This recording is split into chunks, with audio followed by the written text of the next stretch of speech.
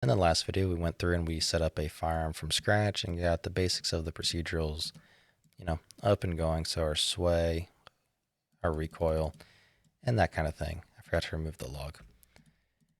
So in this video, we want to cover one thing, and that's going to be the dead zone. So this is a very simple thing to use. You literally just enable it.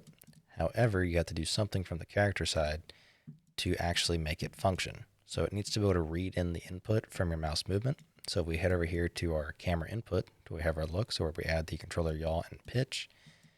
From here, we need to call a function on our shooter pawn component.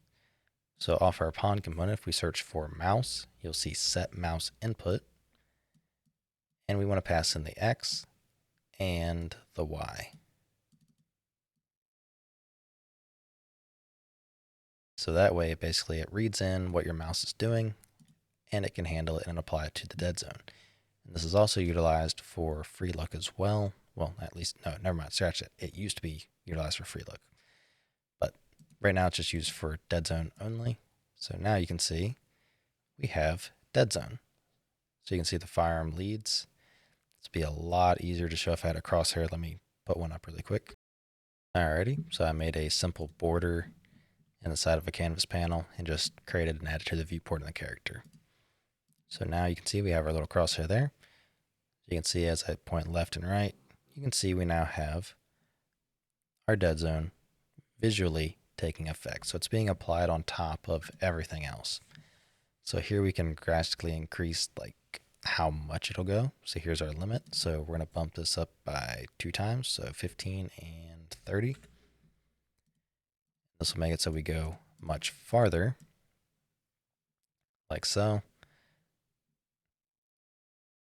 I gotta say, I really kind of hate that. But we have that.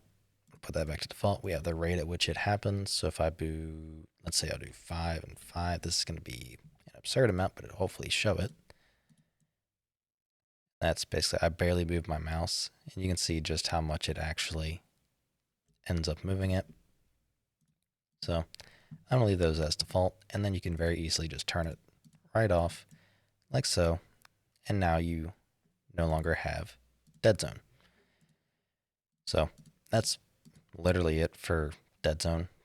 Like there's nothing else really to explain or show. But I'll see you in the next video where we continue on with something I'm not 100% sure yet.